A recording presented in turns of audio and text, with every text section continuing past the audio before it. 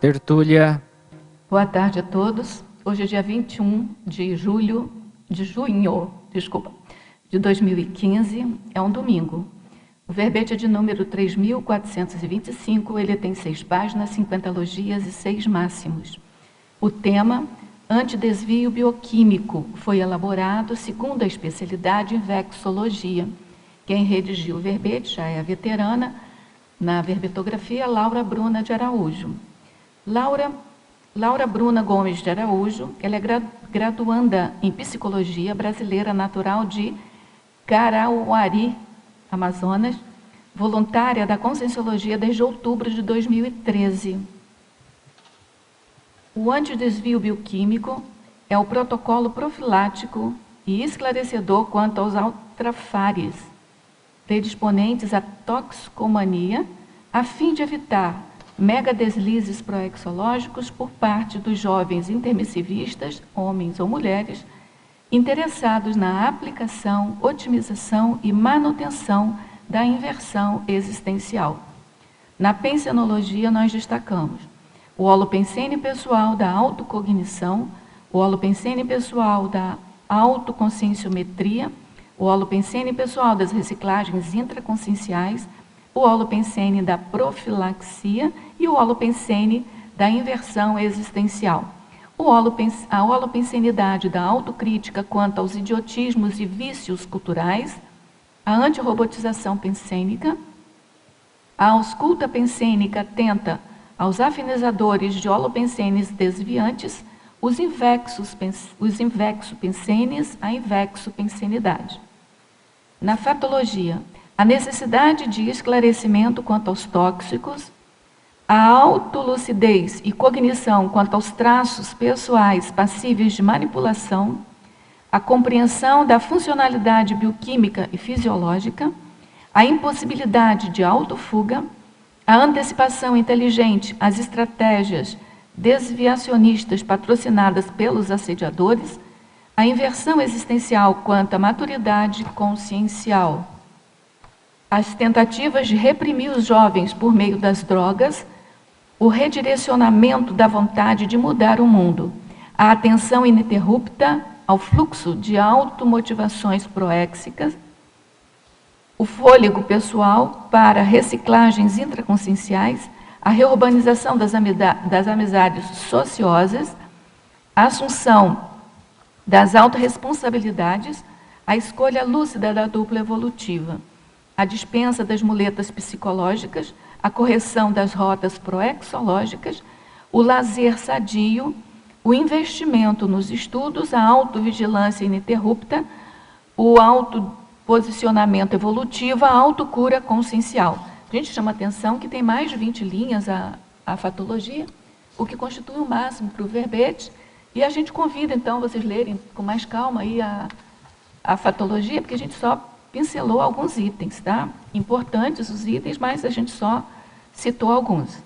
Na parafatologia, a autodefesa bioenergética, evitando intrusões assediadoras na holosfera pessoal, a inteligência evolutiva para lidar com as assins e desassins ininterruptas, o autoencapsulamento enquanto autoposicionamento parasanitário, a busca pelos estados alterados de consciência, predispondo a consim ao desvio bioquímico, a erradicação do vício da descoincidência vígio-patológica, a reciclagem da valorização excessiva e patológica do autoparapsiquismo, o mapeamento da sinalética parapsíquica, ampliando o autodiscernimento das escolhas da consim, o planejamento da ressoma atual junto ao evoluciólogo, trazendo autorresponsabilidade, prevenindo melins e vitimizações.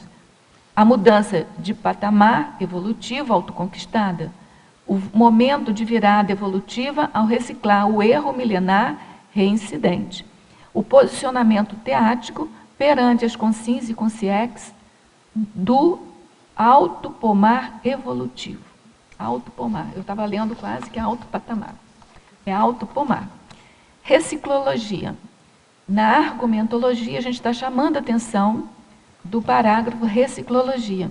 E sob a ótica da autoconscienciometria, a verbetógrafa ela lista 8 condições a serem implementadas pela consciência intermissivista interessada na técnica da inversão existencial e na profilaxia do desvio bioquímico. Na remissiologia, nós destacamos anti-adicção, anti-envelhecimento cerebral, apreço pela autolucidez, mega-perigo dos efeitos mediatos e soerguimento orto-exemplificador. O antidesvio bioquímico é a demonstração de inteligência evolutiva e maturidade da consciência capaz de priorizar as variáveis existenciais, cosmoéticas e interassistenciais na automanifestação. Você mantém a auto-ortopensinização sustentadora do antidesvio bioquímico? Emprega o exemplarismo pessoal na assistência às consciências adictas? Na videografia específica, a autora contribui com 2 fontes de referência, e na bibliografia específica com 6 fontes, e na webgrafia específica com 4 fontes de referência. Agora nós vamos ler a mega-análise elaborada pela equipe Enciclosapiens, que é composta por Ana Maria Rocha, Marilene Raganin e Socorro Frazão. Vício, análise, autotrafor, antidesvio, invexologia, voliciologia, mapeamento, autovigilância, autodisciplina, hiperacuidade, antitoxicologia, antidrogadição, autocriticidade, antirrobotização, autossustentação, antiescravagismo, autoencapsulamento, autoaprimoramento, autoconscienciometria e autoadministraciologia. Bruna, antes da gente dar início aqui às perguntas dos teletertulianos, a gente sempre faz aquela pergunta clássica, né? O que te levou a fazer esse verbete? Isso durante a elaboração do verbete, assim a gente queria saber os bastidores, sabe? O que aconteceu? Se você teve ataques extrafísicos, se ao contrário, se você percebeu bastante assistência, se caíram fichas novas, o que te aconteceu durante a elaboração e o estudo desse tema? Tá, então, boa tarde a todos, né, primeiramente. Eu cheguei à conclusão, né, analisando a minha histórico de vida atual, que eu entrei em contato nessa vida com aproximadamente 20 grupos diferentes, né, de pessoas que tiveram contato ou que usaram drogas. E o que eu percebi, principalmente nos amigos, né, da escola, eles eram pessoas que tinham algumas ideias assim positivas, né, jovens que queriam mudar o mundo, que tinham uma certa capacidade de pensar por si, né, que criticavam a sociedade. Mas o que eu notei? Esses jovens, eles não, de fato, faziam alguma coisa para mudar, né? Eles iam lá para a contracultura e ficavam em movimentos assim mais revolucionários, mas não faziam nada assim de fato evolutivo para a contribuição da melhora da sociedade. E quando eu encontrei a Invexis, né, eu conheci a Invexis, eu me identifiquei muito com a técnica, eu gostei bastante, apesar de eu não ser inversora, né, alguns pressupostos da Invexis eram muito parecidos com aquelas ideias que eu e alguma daquelas pessoas tinham, né. E aí eu olhava as ideias, assim, principalmente no curso Teoria e Prática da Inversão Existencial, e eu pensava, nossa, era isso, né? Era isso que as pessoas estavam buscando lá, era isso que a gente pensava. E eu fiquei pensando, qual é a diferença entre essas ideias da contracultura e as ideias da conscienciologia, as ideias da Invexis? É que na Invexis existe um norte, né? Uma aplicação evolutiva dessas ideias. E também essas ideias são, digamos assim, coordenadas, organizadas por um código de cosmoética. Então, existe uma aplicação para elas, né? Os jovens buscam se melhorar para poder fazer assistência, e esses referenciais evolutivos não tinham lá socina, não tinham. As pessoas nem sabem que a conscienciologia ou que a evolução é o propósito da vida. E aí eu fiquei pensando, bom, eu estava lendo um dia o DAC, né, um livro do professor Valdo, Dicionário de Argumentos da Conscienciologia, vi esse termo e pensei, nossa, isso descreve, né, perfeitamente, e correlacionando esse termo com essas ideias da Invex e essas pessoas que eu conheci, eu pensei, e se essas pessoas soubessem, né, dessas ideias? E se essas pessoas soubessem que existe um outro modo de aplicar a inteligência que elas têm, os potenciais? Então, eu vi que eu tinha uma certa responsabilidade, né? Eu pensei, bom, se eu acessei essas ideias, e isso me permitiu fazer uma ampla reciclagem de vida, né, eu posso trazer isso para essas pessoas, né, para quem estiver interessado. Agora, durante a escrita desse verbete, eu percebi bastante ataques, né? Eu sou epilética, eu tive várias crises, não é um tema fácil de falar sobre, pelo menos para mim, assim. E também eu assim, atraía pessoas que usavam drogas, assim, sabe? Em todos os locais onde eu estava, até pessoas que eu não imaginava que usavam drogas, elas davam um indício, ou elas, sabe, assim, começavam a revelar, meio que me mostrando, olha aqui, né, olha essa pessoa, olha esse traço que ela tem, que pode afinizar ela ao uso das drogas, que é o mater pensando do verbete. E aí foi assim, em todos os lugares, nos ônibus, na minha faculdade, aí até mesmo hoje, vindo aqui para o verbete, eu estava caminhando e do nada eu vi um cigarro no chão.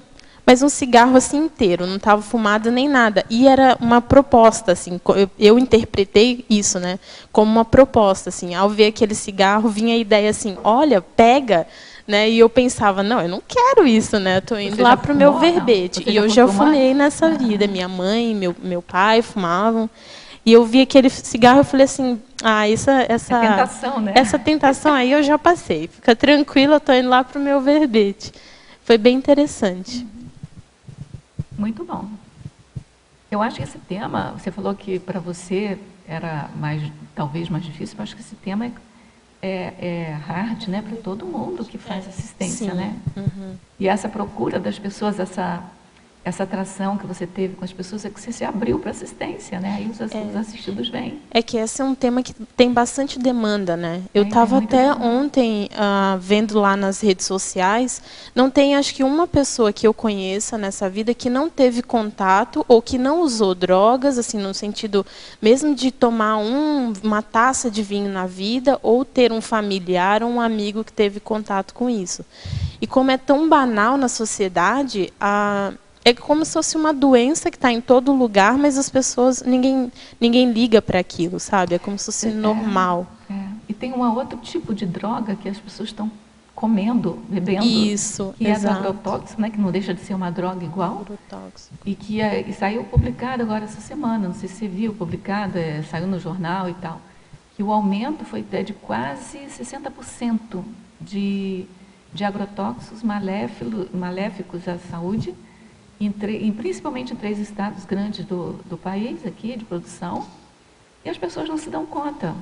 Nossa, que isso causa, né, toda uma alteração. Isso é tóxico, é mais tóxico, quer dizer, tão tóxico quanto tóxico que a gente chama, né, maconha, o cigarro. E existe também o vício, por exemplo, a açúcar, vício ao café, né, que são coisas bem comuns. Até culturalmente aceito, moralmente aceito, né? E as pessoas não comentam sobre esses vícios. É isso aí. Vamos então às primeiras perguntas aqui dos teletertulianos. A verbetógrafa, professora Laura, Estrangeirismologia, página 9, segunda linha. Como funciona o neurobiofeedback? Tá, então, o neurobiofeedback, ele é essa interação entre o envio de mensagens do sistema nervoso central, digamos assim, né, para o corpo físico e os nossos comportamentos em relação ao meio. Então, eu emito informações, isso permite com que o meu corpo haja, funcione, tenha comportamentos, tanto intracorporais, vamos dizer assim, quanto mesológicos, né, com relação na interação com o meio, e disso eu recebo uma resposta. Então, eu recebo uma resposta de como o meu comportamento está afetando o meio, as outras pessoas, e eu também recebo uma resposta de como que os meus sinais neuronais estão agindo, digamos assim, nas funções do meu corpo. E eu coloquei esse item aí porque para a gente estar atento, sempre atento a essa regulação, né? eu agora estou fazendo um comando de falar e eu percebo que recebo a resposta, né? Eu percebo que o meu corpo está falando, como que está sendo a minha voz, o que eu estou falando, e através dessa autoconsciência eu consigo me manifestar, consigo regular a minha automanifestação. Quando há o uso de drogas, esse timing da resposta ele é alterado, né? Esse controle que eu tenho a respeito das minhas ações, ele fica alterado, a percepção da atenção, enfim, uma série de outras funções cognitivas ficam alteradas, e o meu comportamento com relação ao meio e ao controle do meu próprio corpo vão ficar alteradas, e é isso que é uma desvantagem, digamos assim, no uso de drogas, né? Em estrangeirismologia ainda, na página 9, final da segunda linha, como utilizar a alimentação orgânica detox. Não é difícil incluí-la no nosso dia a dia? Olha, não é difícil. É mais uma questão, eu penso, de priorização e também de investimento, né? Quem pode investir nesse tipo de alimentação, ou ao máximo possível, eu acho que vale a pena.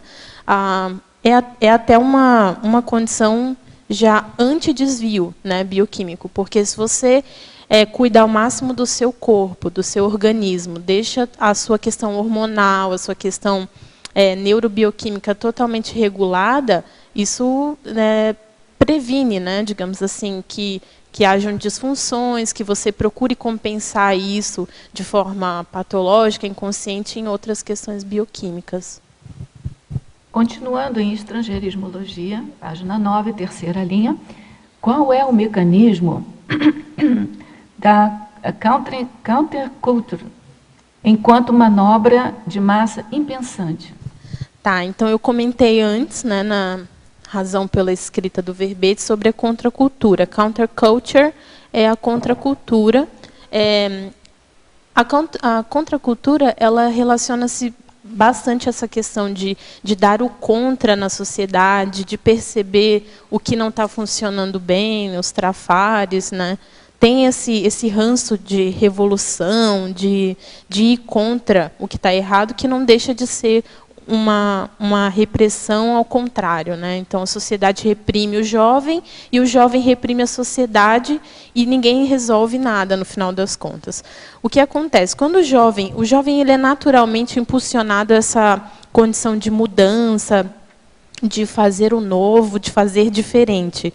Quando ele não direciona, digamos assim, esses recursos, essa vontade para algo positivo, algo evolutivo, ele acaba caindo no que está mais fácil, no que está mais acessível, né? Você tem lá as suas ideias de fazer algo evolutivo e positivo pelo meio, mas você não encontra eco, e você encontra eco em falar sobre o que está errado, você acaba virando massa de manobra para movimentos revolucionários, movimentos de filosofia de bar, né? Esse tipo de coisas que são caricaturas do que realmente podia ser feito. Laura, essa forma, né, de você estar escrevendo verbete e falando sobre isso é uma forma para ajudar na profilaxia da toxicomania, né? Que eu vejo isso bem importante, escrever sobre isso. O que mais você vê que poderia ser feito para ajudar esses jovens? Eu penso que é investir nos trafores de forma geral, né? Uma das grandes alegrias... Há essas ideias, né, no caso, entende? Assim, então, até então, os jovens não têm esse conhecimento, né? A facilidade de entrar nesse padrão disso que você falou, da contracultura, é muito fácil, né? Porque a sociedade em si tem esse holopensene, né? Também parece que fortalece alguma coisa nesse sentido. Eles incentivam, né?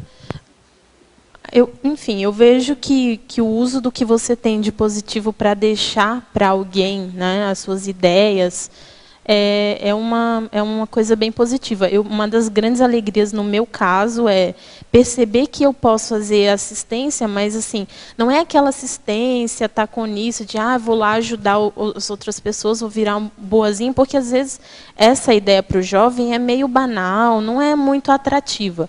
Agora, quando você percebe que o que você tem de positivo pode ser convergente para a assistência das outras pessoas, né?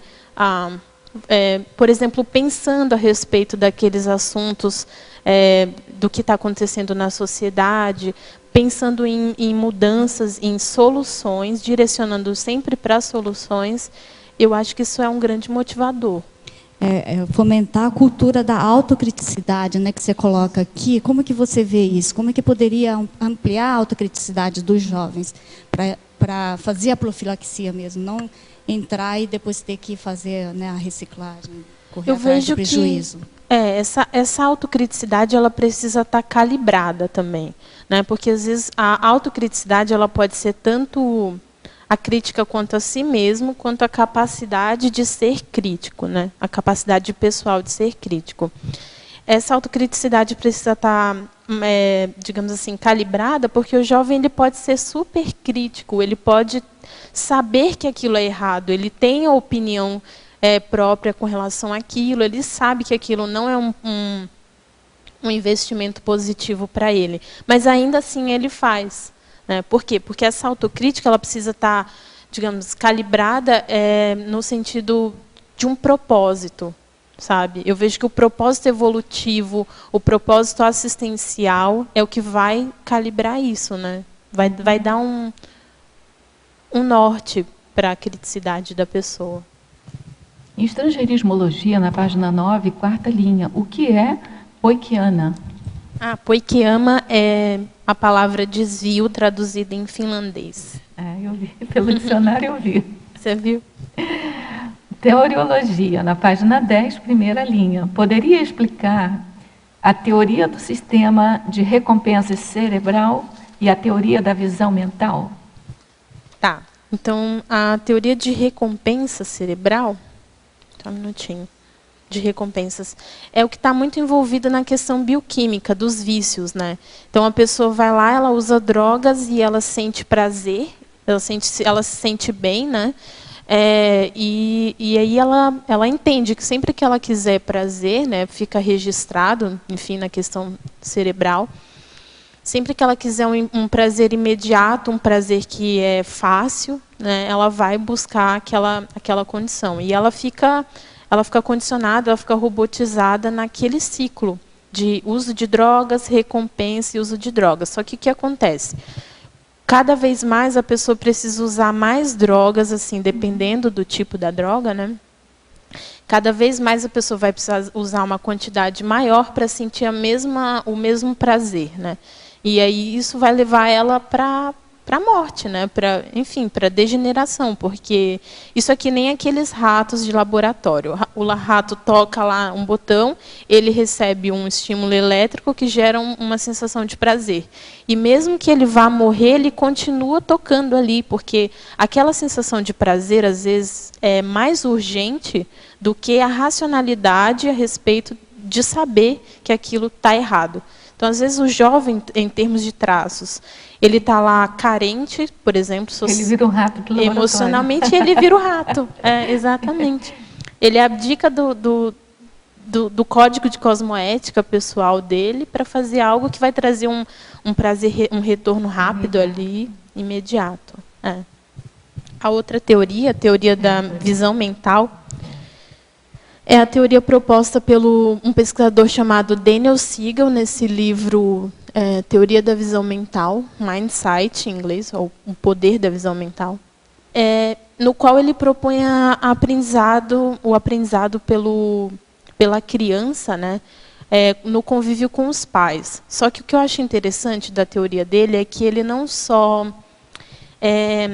Ele entende que a gente não só aprende, por exemplo, a falar a mesma língua que os nossos pais observando, mas nós assimilamos o modo como eles veem o mundo, o modo como eles sentem o mundo, e expandindo para a conscienciologia, é como se, ou para o paradigma consciencial, é como se nós estivéssemos acoplados aos nossos pais, aos nossos cuidadores, e nós assimilássemos a forma holopensênica deles, né? O modo como eles pensenizam, percebem, entendem, sentem o mundo.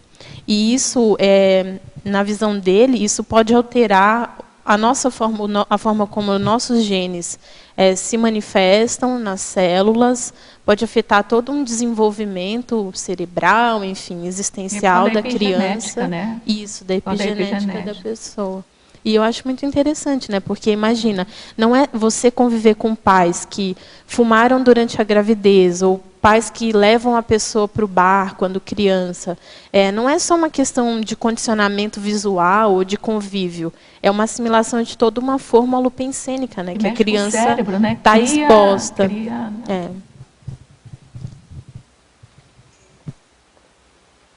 Muito parabéns pelo verbete. Obrigada. Que muda a vida. Assim. E, bom, é muita coisa que dá para associar com o tema, mas eu estava pensando sobre a questão de associar com uma contracultura.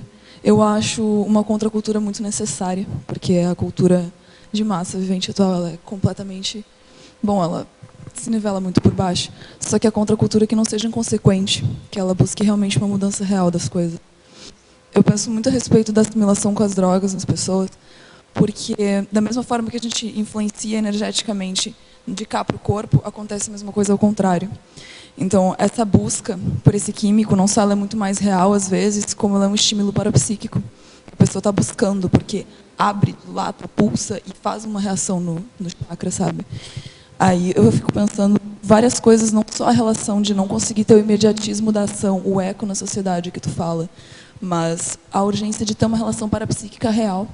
Não só o prazer, porque às vezes quando a gente está mais novo e realmente está tudo, tu observa e tu não entende, porque tu entende na verdade e tu só quer adormecer. Então isso faz a pessoa procurar primeiro o prazer imediato e depois perceber algo além dele, que é a relação parapsíquica através das drogas.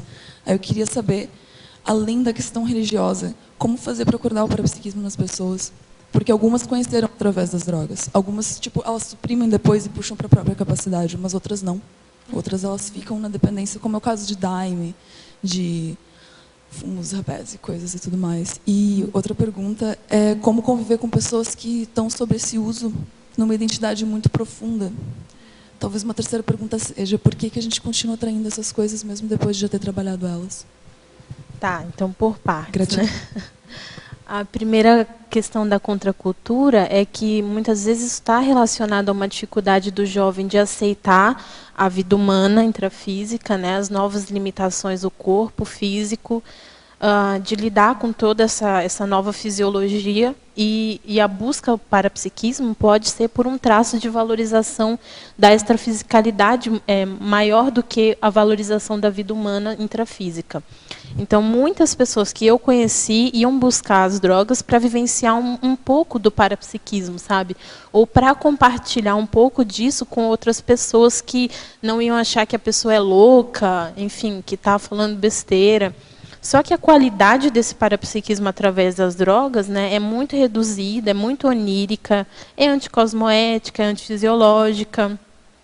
Então, eu penso que trazer um pouco do parapsiquismo de forma desmistificada, né, é a nossa função enquanto intermissivistas, né, de trazer isso como uma condição natural do ser humano, estudar isso mais cientificamente, sabe? Acho que isso é um papel da conscienciologia, assim, de cada vez mais desmistificar o parapsiquismo, para que isso se torne uma condição até estudada nas escolas, né? Essa maturidade de como lidar com esse parapsiquismo. Só para contribuir aí com a discussão, eu encontrei aqui no verbete antagonismo conscienciológico, que é do professor Valdo. Ele, na cultura, ele coloca a contracultura avançada de origem intermissiva. Então, ele tem uma visão mais abrangente dessa coisa de contracultura, mas no outro item, ele coloca a contracultura das drogas, alimentada pelas drogas. A diferença de dar o contra, né, no que não presta. Então, eu achei interessante, porque a palavra contracultura, ela pode ser empregada na contracultura que você está empregando, do uso das drogas, do caminho mais desviante, né, mas também pode ser utilizado no sentido mais avançado. Só que acho que o senso comum é realmente do desvio mais patológico, né? Isso. Mas eu acho que porque o professor Valdo às vezes pega uma palavra do senso comum e dá uma outra e dá uma extrapolada, né? Então, é só para a gente aumentar aí a conscienciologia, ela seria a contracultura mais evolutiva. Mais evolutiva, do curso intermissivo, mais dando avançada. um outro olhar sobre a interfiscalidade. Que é o que você está propondo, entendeu? Isso. Você está propondo uma visão nova em cima de uma contracultura antiga, não é? Sim. Tá. A outra questão que você tinha falado era sobre conviver com a pessoa que está muito dentro disso. Padrão de atração também desses grupos. Ah, tá. Então, mas padrão seu de atração pessoal. Sim.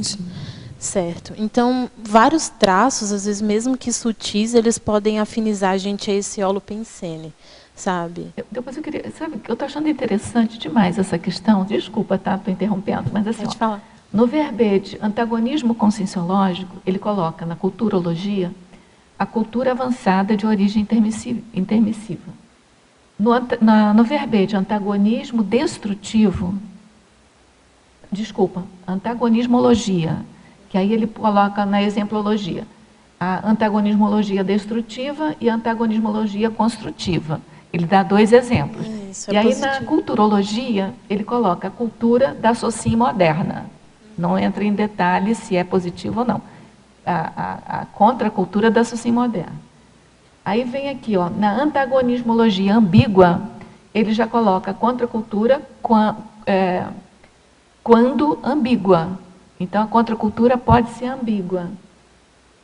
E na antagonismologia patológica, que é um outro verbete dele, né, ele coloca contracultura quando patológica. Então, eu achei interessante que nos verbetes, ele tem 4 verbetes de antagonismo. Antagonismologia conscienciológica, antagonismologia patológica e ambígua.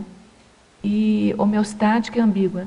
E aí ele vai colocando, ele usa exatamente a contracultura para poder... Porque a contracultura é um tipo de antagonismo, né? É que o antagonismo não é de se jogar fora, né? Ele só tem que ser bem aplicado, através até daquela autocrítica. Mas eu achei super interessante isso. No que não é interessante essa ideia, assim, de... Sim. Tá. Então, os traços que podem afinizar a gente a esse tipo de holopensene, né? Muitas vezes algumas concepções que a gente tem do jovem, principalmente do jovem intermissivista, principalmente do jovem inversor, de que tudo precisa ser bem quadradinho, de que o jovem, quando ele começa a priorizar a evolução dele, a ter uma autodisciplina, a ter rotina útil, ele perde a jovialidade, ou ele perde a criatividade dele, sabe? Então, muitas vezes algumas pessoas vão buscar nesses movimentos esse tipo de liberdade de automanifestação, que às vezes não encontram, por exemplo, podem não encontrar dentro do grupo evolutivo. Então, eu acho que cabe a nós criar cada vez mais uma forma de manifestar a nossa jovialidade, a nossa criatividade, em formas de assim, criar espaço para isso dentro do grupo evolutivo, né, de uma forma saudável. Assim, eu sinto muita falta de um espaço de lazer saudável, lazer mental somático, sabe, de ir num lugar, de me divertir, de, por exemplo, ouvir música sem ter que ir para um bar, por exemplo. Ou de ouvir música que seja uma música mental somática, uma música saudável, que não seja uma música chorosa, que não seja uma música, sabe, hipercrítica, anticosmoética. Então, são essas coisas que a gente não encontra na sociedade, que muitas vezes são traços, são necessidades do jovem que ele vai buscar nesses meios porque não tem em outro lugar, né? Então, eu acho que, assim, conhecendo os traços, por que eu gosto de ir nesse grupo? O que esse grupo está me suprindo, está me dando que um grupo mais evolutivo não está me dando, né? Qual é a qualidade dessa minha necessidade? Será que isso é uma necessidade realmente evolutiva? Ou será que isso é, por exemplo, uma síndrome de abstinência da baratosfera, né? Esse tipo de coisa que já é totalmente dispensável, que a gente já pode reciclar. E conviver com essas pessoas, eu acho que é respeitar, assim, se posicionar, né? Olha, isso não é para mim, eu não gosto disso. Ter claro para você por que você não... Ter claro o que você quer para você, né? Informar a pessoa, e se ela quer continuar naquele tipo de movimento, de hábito, você tem que respeitar, né? Você tem que seguir adiante e a pessoa fica fazendo o que ela quiser, né? Fica lá. Binômio de Nos admiração encontramos discordância. nas quebradas Das da quebradas da evolução. evolução. Binômio de admiração discordância, né? Tudo bem? Podemos. Pitaco aí, eu acho que nesse caso também, não sei o que vocês acham, que é um debate, que a pessoa tem que se preservar também, né? Porque muitas vezes a pessoa que está consumindo essa substância, ela pode, embora você possa ter uma afinidade com ela, você tem essa opção contrária e você tem que, além de você respeitar o direito dela de ir, você também tem que se afastar, né? Eu acho que vai mais de cada um, sabe? Porque Fazer assistência à distância. sim, mas, por exemplo, tem pessoas que eu conheço que têm irmãos que usam drogas e às vezes a pessoa consegue conviver com aquela pessoa acima de tudo isso, né? Consegue ver a pessoa além dos assédios, das companhias extrafísicas que a pessoa tem. Eu, por exemplo, não consigo conviver com maior proximidade com grupos dessa natureza, até pelo teor das conversas, pelos valores, né, pelos interesses.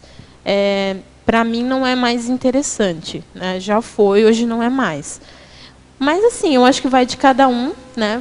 Vai dos valores de cada um, vai do convívio de cada um, vai do gabarito de cada um para assistir essas pessoas. Ver o limite, o fôlego de cada um, né? E o limite dessa convivialidade, porque também você, às vezes, tem que conviver com uma pessoa assim, no trabalho, na escola, na faculdade. A mãe com o filho. Isso, e não tem como excluir essas pessoas da sociedade, né? Não é excluir, no caso é você se preservar. Agora, outra pergunta, você falou aí da questão, você estava vindo para cá e viu um cigarro no chão. Você não teve vontade de destruir aquele cigarro? Ou você destruiu?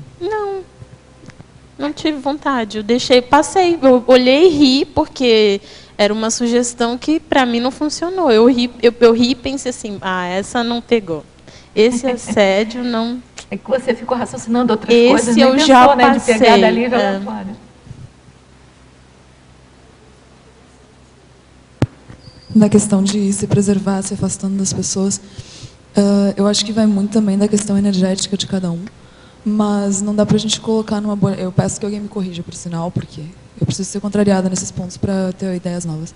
Mas eu fico pensando, se a gente for simplesmente, vou me afastar para me preservar, então em que ponto a gente se coloca, né? Fica até um pouco chita, vocês aqui, nós aqui, beleza, sabe? Então tem que observar, vai do ponto de cada um de conseguir se aproximar, com certeza, e respeitar o seu estofo, o seu limite para estar perto ou não, mas e se afastar completamente, isso não é um pouco, sabe? Deixa a Cláudia falar, depois eu falo se for o caso. Tá, então eu penso assim, tem que manter muita lucidez. No meu caso, o que eu faço é isso, né? Eu até tenho uma hipótese de que é assim. Primeiro, como que o assédio atrai a pessoa? Eu estava pensando isso ontem, né? Não sei, vocês dão a opinião que vocês acham aí. Primeiro, você tem um traço predisponente. Então, às vezes, você gosta daquelas pessoas te trazem alguma sensação, ou vocês compartilham de algumas ideias que não pode compartilhar com qualquer pessoa. Enfim, você se sente desreprimido com aquela pessoa em algum traço. E aí o assédio ele te atrai para o ambiente daquelas pessoas. Lá onde a maioria está pensionizando em, por exemplo, usar droga, pensionizando na anticosmoética, não valoriza muito a evolução, a vida, enfim, vários outros valores diferentes. Para você se manter ali coerente, se manter rígido pensionicamente naquele ambiente e não entrar na onda, você tem que estar bem lúcido, você tem que estar bem atento, você tem que ver qual que é o seu propósito de estar ali naquele grupo, qual é o seu papel, qual é o seu interesse, né? Eu penso isso. Porque a escolha de companhias evolutivas, ela tem que ter um propósito sempre, né?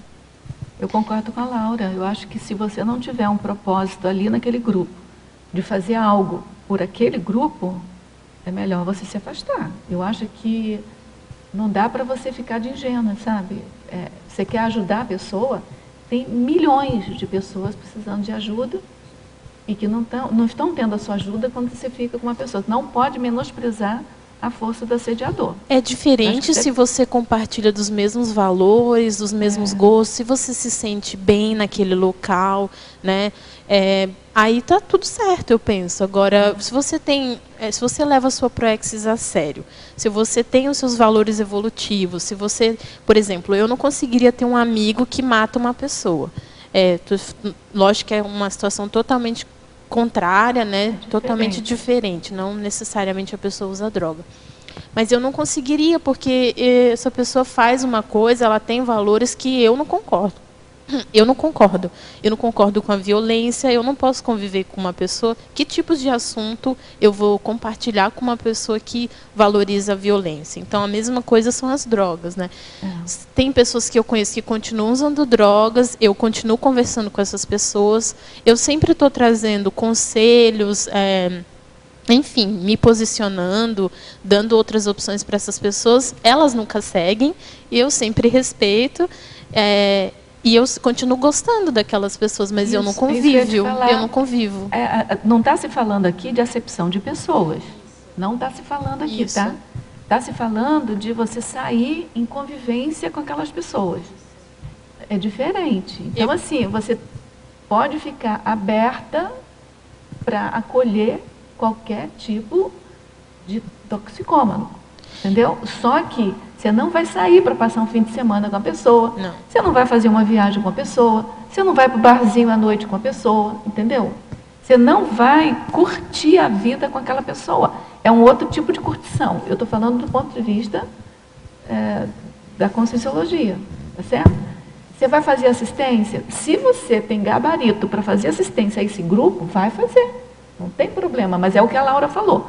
Tem que ter aquele propósito, né? Agora, sair porque não está querendo dar as costas para aquela pessoa, você está sendo conivente. Praticamente você está falando assim, olha, continua do jeito que você está, porque eu gosto de você do mesmo jeito, está ótimo. Uhum. Está um barato, você toma o tóxico e eu me satisfaço com o que você...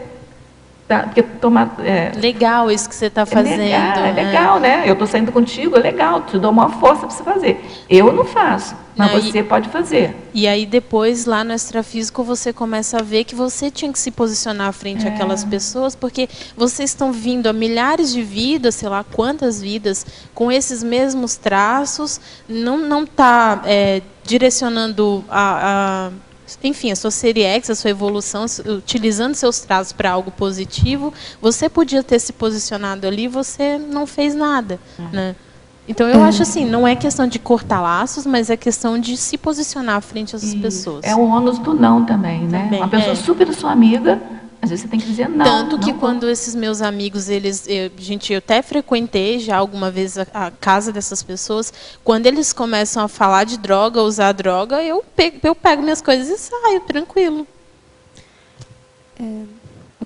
Aproveitando o gancho do extrafísico, eu queria perguntar, em parafatologia, a projeção lúcida liberadora do restringimento autocastrador. Porque o que eu he visto é que algumas pessoas que já han feito essa reciclagem antidrogas e antitóxicos disso, às vezes se projetam com, por exemplo, fumando, e eles já não têm nenhum vínculo com nenhum tipo de vício. Então, como explicar esse fenômeno e como fazer que essas pessoas não desmotivem, assim, porque o que eu escuto é, por exemplo, nossa, já fiz todo, já limpiei boa parte, ainda me continuo projetando nessa situação. Então, o que é o que você recomenda?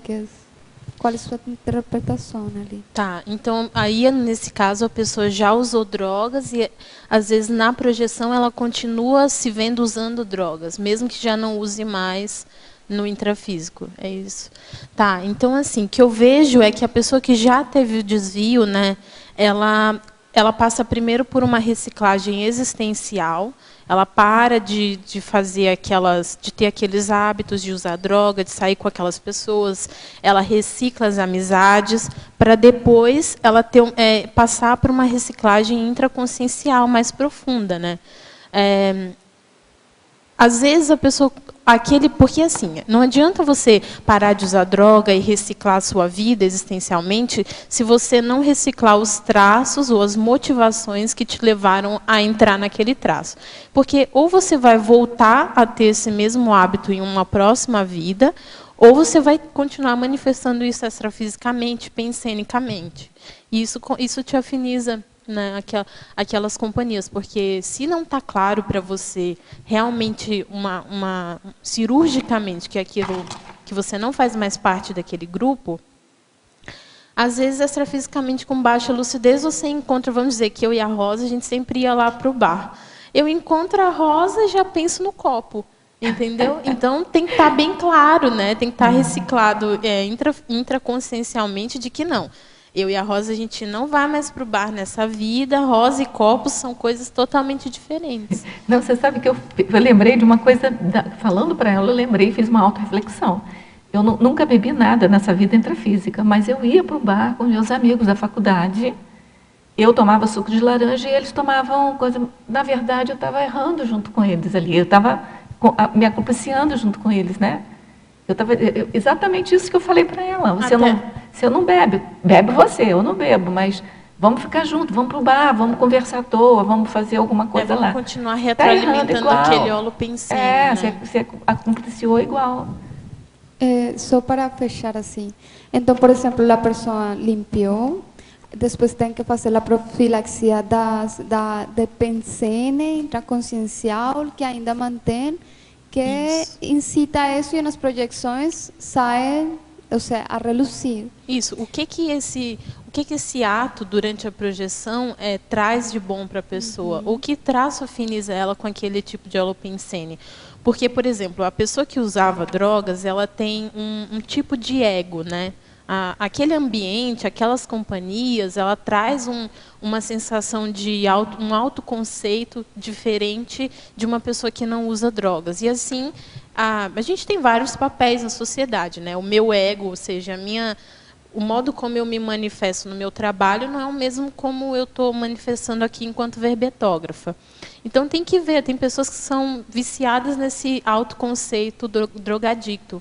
Porque, às vezes, aquilo traz uma sensação de pseudo-força para a pessoa, sabe?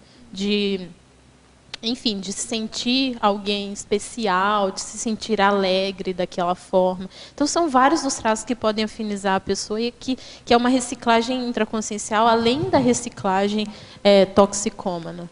É que nem abrir uma Coca-Cola. Deixa eu fazer uma pergunta que tem a ver com isso aqui. Ele pergunta...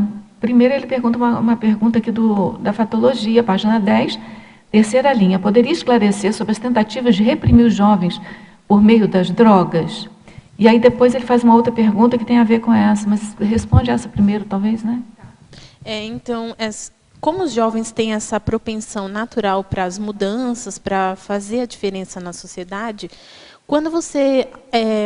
utiliza um tóxico para obnubilar aquelas pessoas que podem fazer a diferença na sociedade, você anula a pessoa. Se você anula a pessoa que pode fazer a mudança, né, você corta a possibilidade de a sociedade vir ser diferente. Porque o que acontece? Pegar essas crianças ou esses jovens na sua fase mais, digamos assim, mais cheia de recursos, né? A pessoa está cheia de energia, potencialidades, isso. A pessoa está cheia de motivação, cheia de ideia, está super preparada, não preparada, mas super capaz para fazer as mudanças. E aí o tóxico, o que ele vem? Ele faz e o que ele vem fazer? Ele afeta as funções cognitivas da pessoa. Neurológicas, afeta a psique da pessoa, né? Então, por exemplo, tem drogas que elas desencadeiam um processo de predisposição genética para ter psicose, para ter ataque do pânico. Ou então muitas pessoas têm realmente uma predisposição paragenética para virarem alcoólatras e elas nunca fazem a curva, né? Então elas entram lá durante a juventude e elas nunca saem daquele processo. Elas continuam. Isso, aí tem a segunda pergunta, ele complementa essa, que assim, no meu caso, cheguei a usar álcool abusivamente até os 18. Depois resolvi parar por conta própria, pois via que era uma muleta para interação social. Após esta fase de autoenfrentamento, conheci a Conscienciologia e afinizei pela inversão existencial. O que você acha que pode ser feito para acessar novos intermissivistas que ainda estão com o porão consciencial à flor da pele, podendo estar envolvidos com desvios bioquímicos, porém têm afinidade com o holopensene conscienciológico? Eu penso que é principalmente esclarecendo, escreveu verbete, mas é esclarecendo também, relembrando a pessoa, né? O que você foi buscar ali nas drogas? Será que você encontrou? Né? Será que não tem um meio de conseguir isso que você foi buscar, que gaste menos recursos, que seja menos anticosmoético, que seja mais eficaz? Eu, por exemplo, me afinizei a esses grupos buscando algo bem específico, né? Eu queria ter parapercepções, eu valorizava mais a vida extrafísica. Quando eu percebi, quando eu encontrei a Conscienciologia, né, eu já estava afastada desses grupos, mas eu tive certeza de que, um dado momento, eu percebi que o que eu fui buscar lá, eu não só não encontrei, como eu tinha esquecido do que era. E a Conscienciologia, quando eu encontrei a Conscienciologia, eu relembrei de tudo que eu fui buscar lá, e eu encontrei um acesso para essas ideias, eu encontrei uma aplicação para as minhas ideias, enfim, que eram úteis não só para mim, para outras pessoas. E eu não precisei mais daquilo, sabe? Aquilo perdeu totalmente o sentido. A muleta não foi mais necessário, porque eu reencontrei minhas pernas, digamos assim. Então, eu acho que é isso, esclarecer, né? Uhum.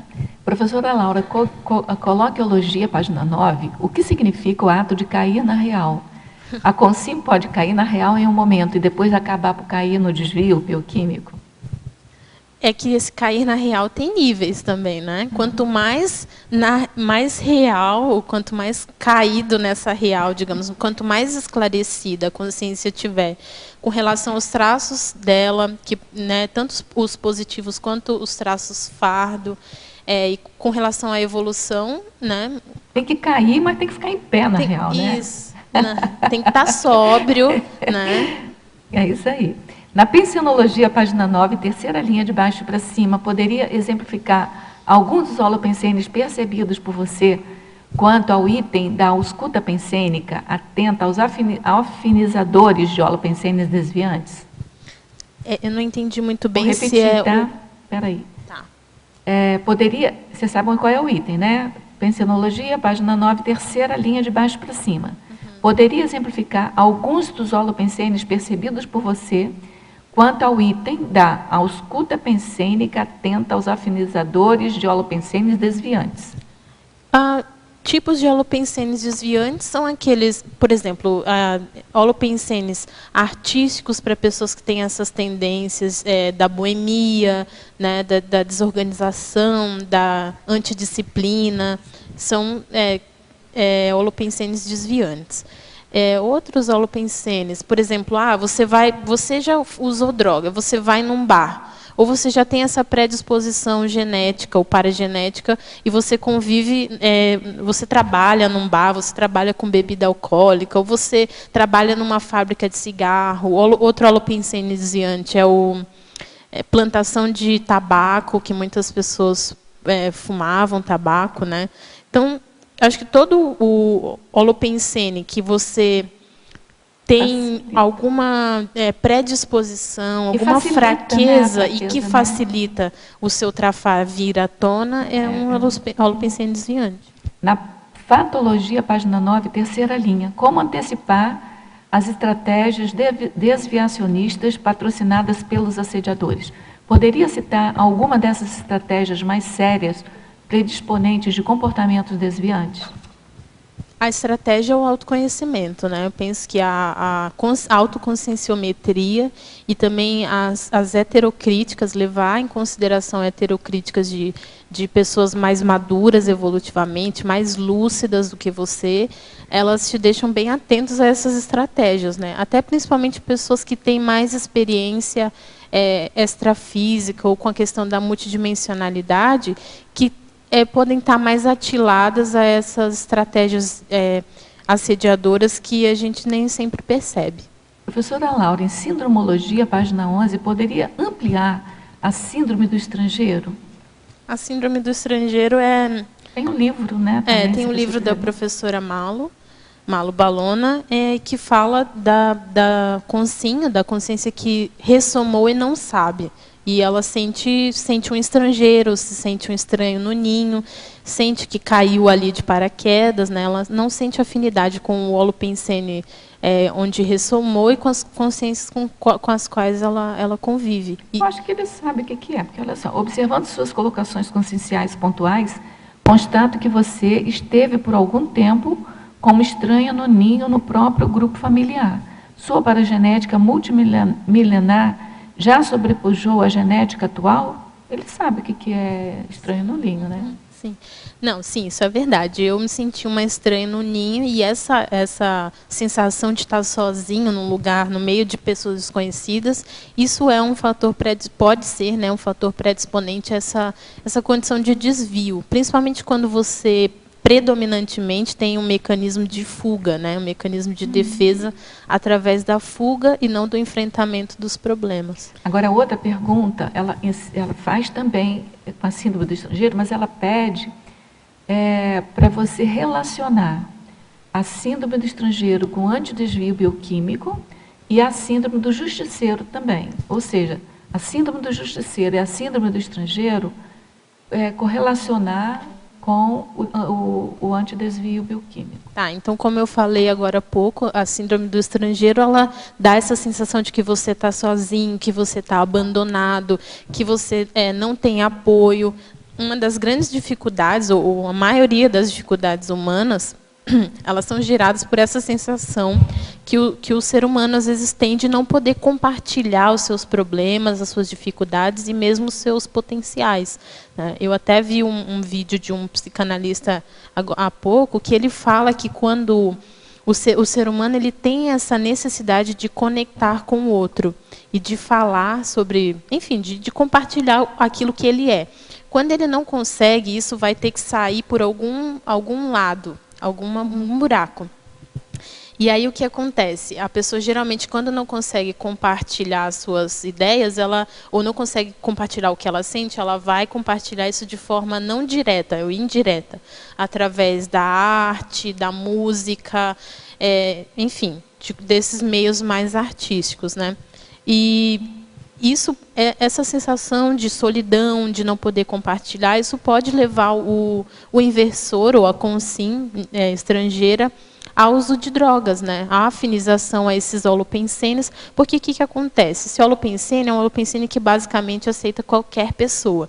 E que qualquer pessoa, e geralmente são pessoas que têm esse tipo de problema, esse mesmo tipo de problema, que se sentem incompreendidas, que sentem que não tem espaço na sociedade para manifestar aquilo que elas são. E às vezes a pessoa usa droga, se sente desinibida e consegue compartilhar tudo isso, né, que ela sente, e isso pode ser um fator motivador para buscar esse holopensene. A outra síndrome do justiceiro é aquela pessoa que quer fazer justiça com as próprias mãos, né? Então, a gente vê muitos desses jovens da contracultura, por exemplo, que eu citei, muitos amigos, pessoas que eu conheci, eles tinham essa ideia de que o mundo estava errado, tinham muitas críticas com relação à sociedade.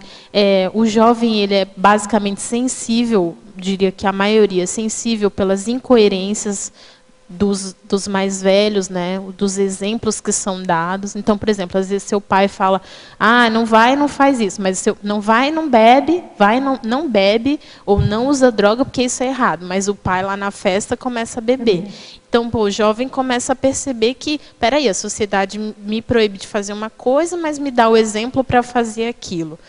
E aí o jovem começa a criticar tudo isso.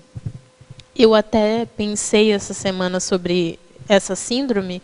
Eu vi uma frase que fala que essa vontade que o jovem tem, ou que as pessoas têm, de querer mudar o mundo é, na verdade, uma vontade de dominar o mundo disfarçada. Então, você quer que o mundo seja da forma como você acha que é o correto para dominar aquilo. Até porque, às vezes, você você tem dificuldade de lidar com aquilo que você não pode controlar. Tudo bom? Muito bom o verbete. Assim, eu acho que é um assunto que mexe bastante com bastante gente, né? A gente tem contato e experiências pessoais também. Eu vi ali na página 11, em Ciclologia, você colocou o ciclo onipresente assim diz assim. Para mim, assim, deixar mais lúcido essa relação, né, de assimilação e desassimilação das energias foi um ponto que ajudou bastante a conseguir entender as relações interpessoais, assim, e conseguir me posicionar nos contextos que tinha, assim, que tinha drogas envolvidas ou até pensamentos, né, que às vezes antes de chegar no uso da droga, assim, tem muito pensamento que intoxica também. E aí essa questão de conseguir assimilar para fazer assistência e desassimilar para poder também fazer assistência e se higienizar, né, foi uma coisa importante, assim. Como que foi para você, ou está sendo, esse desenvolvimento desse ciclo, né? De estar sempre assimilando e desassimilando? Isso, quanto mais a gente, ou quanto antes a gente aprende a lidar com esse ciclo ininterrupto, mais atento você fica para as intrusões pensênicas, como, por exemplo, hoje, né? Eu vindo para cá, claramente aquela oferta do cigarro, aquela ideia do cigarro, né? Aquilo não era meu. Aquilo marcou. E porque hoje eu já estou mais atenta, né? Antes eu ficaria na dúvida, nossa, será que sou eu que estou pensando nisso, né? Será que eu ainda tenho vontade de fumar cigarro? E hoje não, eu percebi claramente, aquilo não é meu, eu não quero, nem não gosto mais desse holopensene, estou segura de mim com relação a isso, e essa lucidez para esse ciclo me permitiu tá lúcida a fazer a minha escolha. Agora, nem sempre a parte da desassim é uma coisa fácil para mim ainda. Às vezes eu ainda me irrito um pouco, né? Por exemplo, é a mesma coisa que a gente conviver 24 horas e você está toda hora me pedindo ou me oferecendo uma coisa que você já sabe que eu não quero. Então, às vezes, dá vontade de falar assim, pô, você já sabe, né, que eu não quero isso, então para de me perguntar. Mas a gente vai aprendendo. Não é perguntar, é perturbar, né? A pessoa gosta, né? A consciência, não tem o que fazer, aí fica fazendo isso. Mas a gente aprende a assistir cada vez com mais maturidade, né? Às vezes a gente tem aquele lampejo de vontade realmente de que aconteça aquilo que aconteceu comigo com essas consciências e com essas consciências, né? Dessas mudanças que foi possível na minha vida através do esclarecimento, sabe?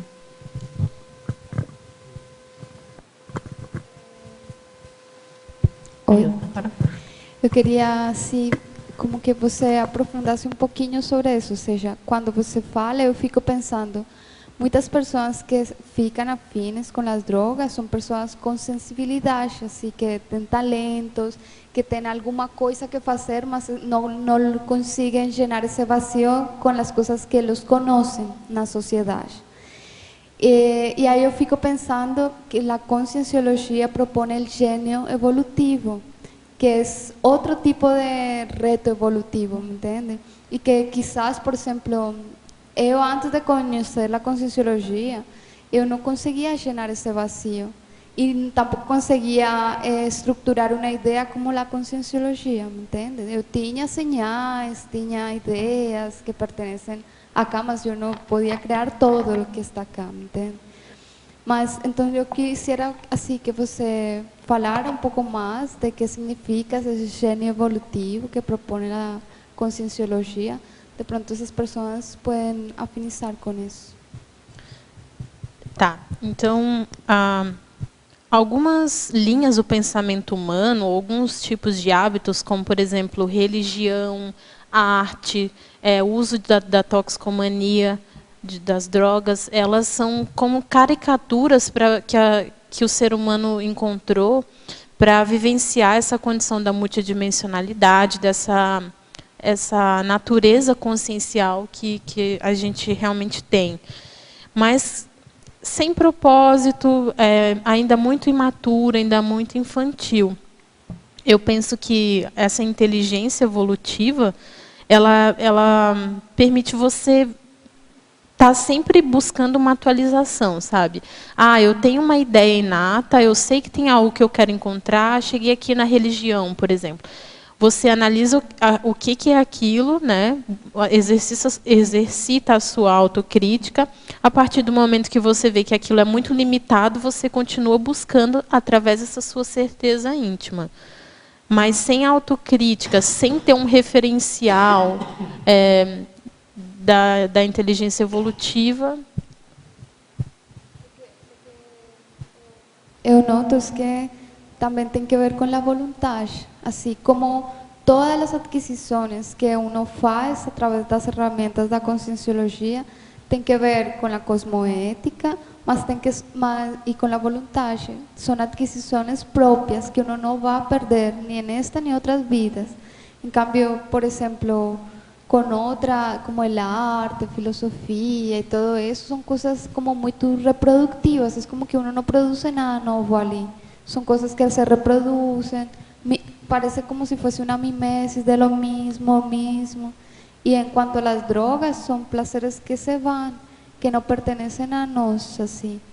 Eu acho assim, que tem que ver com a vontade e a cosmoética, no fundo, me entende? Sim, é porque assim, a gente tem uma proexis, né, e tem questões assim que, por exemplo, nossos trafores, né, principalmente a questão mental somática, são hábitos que trazem muito um prazer em troca, um prazer no sentido da recompensa, da gratificação, mas que não é uma coisa fácil, né? Porque às vezes a pessoa também quer o prazer, quer a recompensa, quer se sentir bem, mas assim, quer que venha com o vento, sabe? Quer que venha do nada. E não é assim, tem que ter o esforço, tem que ter a vontade, você tem que abdicar de outras prioridades, de ganhos secundários, para você, e também é um tipo de recompensa e de gratificação que é sutil, sabe? Que tem um valor duradouro, mas que não é aquela coisa eufórica,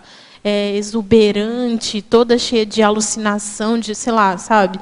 É uma recompensa, é um banho de energia do amparador, sem ser invasivo, sabe? E isso perpassa o valor que a consciência dá para essas questões mais sutis, mais avançadas, não intrusivas, né? Acho que vai muito do discernimento e da maturidade do jovem. Laura, no seu VB, já ia até continuando nesse raciocínio que você fez, em vários momentos você fala sobre a questão da mental somaticidade, né? Então, lá o hobby mental somático, você fala também na tecnologia ali, a técnica da complexificação mental somática, a técnica de leitura da enciclopédia. E lá na numerologia você fala da antilavagem tricerebral. Então, eu queria que você fizesse aí um apanhado geral sobre a questão, porque o antidesvio bioquímico é praticamente... eu vejo que o resumo é esse, é você usar o máximo a sua mental somaticidade e a sua lucidez. Isso. Você está lúcido, né, para quem você para o discernimento do que é a sociedade. Essa técnica da complexificação mental somática... Eu gosto muito dela, porque eu penso sempre num nerd, sabe? Uma pessoa que estuda astrofísica, né? Estava pensando essa semana. É difícil você conviver com a pessoa, sabe? A pessoa, no sentido assim, ela está sempre querendo conversar sobre física quântica, sobre, enfim, sei lá sobre o quê. Uma coisa bem difícil. É difícil nós, conscientes, convivermos com ela e termos assunto para falar com elas. A mesma coisa acontece com as consciexes. Né? Se você está sempre estudando, se você está sempre complexificando o que você pensa diariamente, vai ter uma hora que a consciência vai cansar, ela vai falar, pô, vamos ali, vamos para o desvio, e você fala, não, vou pensar sobre física quântica, sobre holomaturologia, sobre consciência livre, o que será que os serenões estão reurbanizando agora? E aí a consciência cansa, né? Então, eu penso que é isso. Basicamente, a lucidez e essa complexificação, esse uso máximo dos seus potenciais, dos seus trafores para algo, para o desassédio mesmo, sabe? E a relação que você fez aí com a técnica da leitura da enciclopédia? A leitura da enciclopédia é porque ela traz muita rememoração do curso intermissivo, das verpons, reconecta a pessoa com essa questão da identidade intermissiva, que está interessada na evolução, está interessada na superação dos gargalos, das lacunas, né, nos antidesvios, até bioquímicos também. Ok. É isso. Ô, Laura, dentro dessa técnica, como é que você faz? Você pensa exatamente sobre isso? Não é sobre astrofísica, sabe? Porque eu não entendo nada disso. Mas eu procuro estudar e eu gosto muito de reflexão. Eu fico perguntando para mim mesma o que eu ainda não sei e vem respostas, assim. Aí vai ter um amparador que adora astrofísica que vai conversar com você. Poxa, se ele quiser me ensinar... assim, tem sempre um. Eu acho que se você complexificar, sempre vai ter alguém que quer conversar sobre isso, né? É isso que eu estava pensando, assim, quando a professora Rosa falou que ela ia beber suco laranja com barro, ou a colega que estava com dificuldade com relação ao grupo, o pessoal viciado, que às vezes você... Não é excluindo essas pessoas, mas assim, nem mandando prender, pelo contrário. Você fazendo assistência à distância e se afastando, você abre a oportunidade para essas pessoas chegarem. Às vezes o amparador quer chegar, ele não chega porque o caminho, não tem janela, é forte. Eu acho que uma coisa séria também é esse entendimento de que nós somos uma rede, né? E essa rede de amizades, ela afeta, entre a extrafísica, ela afeta a nós direta ou indiretamente, né? Sem a gente perceber. Então, quem você quer... Tem até aquela frase, né? Você se torna muito parecido com quem você convive. Então, você quer ser parecido com quem? Né? Você quer somar trafores com quem? Eu quero somar trafores com os amparadores, né? Com pessoas que estão interessadas na evolução, que aquilo com o que eu estou interessada nesse momento. Agora, eu só queria fazer um relato rapidinho. Quando eu cheguei na Conscienciologia, há 15 anos atrás, eu era jovem, né? Tinha aquele grupo de amigos jovens, então, de vez em quando saía para beber, aquela coisa comum do jovem. E aí eu resolvi fazer uma mega reciclagem assim, existencial. Não fui eu que me afastei dos meus amigos. Meus amigos não queriam mais saber de mim. Assim, eu fui totalmente excluída do grupo. Então, se eles saíam, não me chamavam. Virou a chata, né? Eu virei, assim, persona não grata, né? Então, assim, nem sempre é a gente que se afasta dos assédios, sei lá, da pessoa patológica. Às vezes a pessoa patológica não quer mais saber da gente. Mas isso é um fato. Você muda a sua pensanidade. A quem você atrai o grupo que você atrai é diferente. Então, mas assim, isso é ótimo, que você nem tem trabalho, né? A seletividade natural, né? Os afins se atraem. Você só manifesta o que você pensa e é autosseletivo, né? A pensanidade. O bom quando o grupo exclui você é que você quitou com eles, né? Você não deve mais nada. E aí vai da maturidade, né? Do inversor, por exemplo, saber lidar com isso. Tudo bem, essas pessoas não querem conviver comigo, mas eu vou ter que me manter aqui por um tempo, né, sustentar a minha opinião, até que apareça alguém que queira compartilhar dessas questões mais evolutivas. Eu tenho uma dúvida. Falando do ponto de vista... Eu atropelei alguém? A Tânia estava na frente. Me desculpa. Pode perguntar? Então vai lá, continua. Tá, não é... Estava a respeito da questão energética, eu estava me perguntando. A pessoa ela faz uma reciclagem do traço e ela também não comete mais o ato, por exemplo, de drogadição, seja qual for. E ela também procura fazer uma blindagem quando está próximo às pessoas e tem um grau de abertura para auxiliar e coisas assim. Mas o que tu falou, eu fiquei pensando, a consciência ela é aquele amiguinho chato que fica repetindo, sabe? Pega, pega. Então, mesmo tendo esses graus de reciclagem, será que é possível a pessoa ainda assim ficar suscetível a dar suas energias para aquele ato, sabe? Sim, eu vejo o assediador, ele, por exemplo, ele é um amigo do passado, né? Que juntos vocês iam para o bar, ou vocês iam para a festa. E ele, hoje nessa vida, você já não vai mais para esse bar, você não tem mais essa você perdeu esse traço de vista, por enquanto. Mas ele sabe que você tem aquela predisposição. Então, às vezes, ele vai te atraindo de formas mais indiretas, de forma que você está mais inconsciente. Aí, quando você entra naquele bolsão, aquele traço vem à tona e aí você tem a predisposição. Né? Então, eu acho que a autopesquisa, ela vai sempre aprofundando para você estar cada vez mais consciente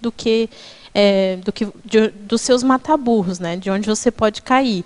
Eu, por exemplo, conheço a Conscienciologia há 3 anos, cada dia mais, não vou dizer cada dia, mas assim, cada passar do tempo eu vou descobrindo mais traços, assim, sabe? Eu tenho uma lista enorme de traços para reciclar. Eu tenho traços para reciclar até daqui umas 5 vidas por enquanto, 3 anos. Então, assim, cada vez que... Mas eu sei os meus traços. Então, quando o assediador vem e fala assim, você é aquilo, isso, você cai daquilo e aquilo, eu falo, sim, é verdade, eu sei, eu conheço. Quando uma pessoa vem e aponta um traço que eu não conheço, aquilo é super desconfortável. Agora, então, tem uma técnica que o assediador usa bastante, né, pelo que a gente ouve de relato, que é a do triângulo. Então, assim, às vezes, por exemplo, você não está... Vamos colocar a nossa amiga ali. Ela não quer determinado tipo de companhia, mas por convicção íntima, mas ainda está meio insegura. Aí você reafirma a intenção dela. Mas aí o que o assediador faz? Por exemplo, coloca uma outra pessoa, vamos supor eu, para falar exatamente o que ela quer ouvir. Então, ele usa uma terceira pessoa para ratificar o que ela está querendo fazer, para ela se fortalecer com essa terceira pessoa para ir... Para pegar no assediador, entendeu? Então, é bem complicado isso. Tá, agora, Laura. Oi, Tânia. Eu estou com 2 questões. Eu tinha uma outra, mas aí você já explicou. Eu demorei a entender, você respondeu para outra pessoa. Eu digo, como é que é isso? Aí, agora, você falou outras coisas. Essa antecipação inteligente, que está aqui na página 9. Aí, agora, a minha outra, também na página 9, na fatologia, mas é finalzinho da penúltima. A autoconscienciometria enquanto ferramenta diagnosticadora de tendência ao vício bioquímico. Que através do conhecimento dos traços pessoais, né, os trafares, os trafais, é que a gente pode ficar atento. Será que tem algum traço meu que afiniza esse holopensene, né? Tanto em termos de predisposição para a genética para o vício em si, como para o afinizador ao holopensene, esse tipo de companhia, de paracompanhia. Companhia e paracompanhia, né? Não pode esquecer. Eu era colega de Rosa da escola, da universidade, e eu ia beber. Ela ia tomar suco. Eu ia tomar cerveja. Não falei de você não, Tânia, mas já que você falou. Mas aí eu lembrei daqueles tempos. Então, mas engraçado, hoje eu não bebe mais, né? Nem. Quer dizer, eu acho que eu fiquei curada.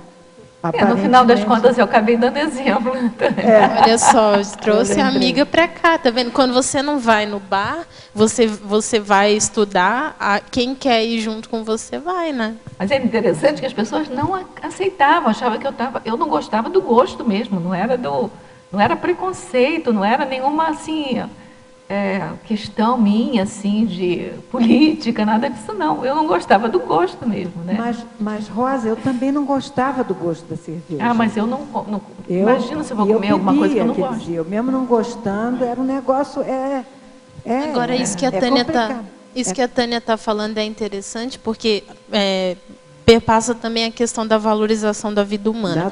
Né? A pessoa sabe que faz mal, a pessoa sabe que pode causar doença, a pessoa sabe que aquilo pode matar, a pessoa sabe que tem um gosto ruim, mas às vezes o valor que ela tem com aquilo que ela experimenta através das drogas é maior do que tudo isso, e ela passa por cima de tudo. Ela passa por cima da vida humana, ela passa por cima da morte, ela passa por cima de tudo. Você sabe que eu me lembrei agora do livro aquele Arte de Amar, do Erich Fromm. é um livro que todo mundo lê, foi meu livro de cabeceira durante muito tempo, mas ele fala isso. A pessoa, para se sentir una com o outro, ele tem que fazer a mesma coisa que o outro. Então, assim, a moda pega por isso. Então, se a pessoa, se está usando, por exemplo, camisa vermelha, as pessoas vão usar a camisa vermelha para se sentir unificada com o outro, pertencente àquele grupo. Se a pessoa lê, por exemplo, A Arte de Amar, do Erich Fromm, todo mundo lê, a pessoa lê para se sentir, para ter o que conversar, para se sentir naquele grupo. E é mais ou menos isso que acontece com tóxico, né? Só que é para o lado negativo até, né? E se a gente tivesse lá o ensino do parapsiquismo, né, o esclarecimento multidimensional nas escolas, e as pessoas pudessem compartilhar a respeito disso, né, tudo isso ia diminuir bastante, né? É por isso a importância da gente fortalecer o nosso grupo para nós ficarmos como o exemplo para as pessoas quererem fazer, né, para poder entenderem mais e pertencerem, né, mais ao grupo melhor, né? Melhor que eu digo, mais evolutivo, né? Sem querer qualificar. E a última questão é na página 10, na quarta linha de baixo para cima, no finalzinho. A profilaxia do perdão antecipado. O que você quis dizer que o perdão antecipado ele é profilaxia para o antidesvio, ou seja, para o desvio, né? Para não cair no desvio. Porque muitas pessoas elas guardam mágoa, elas guardam ressentimento dentro dessas dificuldades entre os conflitos humanos, né? Às vezes dificuldade de intercomunicação e a pessoa fica magoada, fica chateada uma com a outra e aí vai lá para o bar esquecer aquele problema. Porque o que é o desvio bioquímico? É uma tentativa da pessoa de alterar o modo como ela se sente, ou seja, ela busca uma pseudo-solução para um problema que ela não quer, o que ela não consegue ainda enfrentar. Então, a pessoa quando ela sente estresse ou quando há um conflito, existe uma descarga de neurotransmissores que provoca uma sensação não agradável, né? A pessoa se sente mal. Fisicamente, até se ela sente dor emocional, ela se sente fisicamente mal.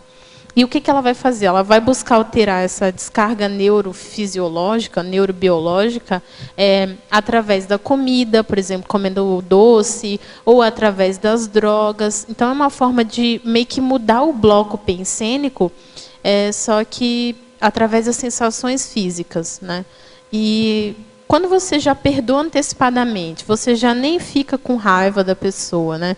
Se surgir ali um problema, você está mais predisposto a enfrentar esse problema, a conversar a respeito, ou mesmo a relevar. Se você guarda mágoa, vem qualquer pessoa que fala uma coisa e você fica chateado, você tende a ser mais reativo, a pensar menos em como você vai lidar com isso, e pode cair mais num modo de enfrentamento assim inconsciente como o desvio bioquímico.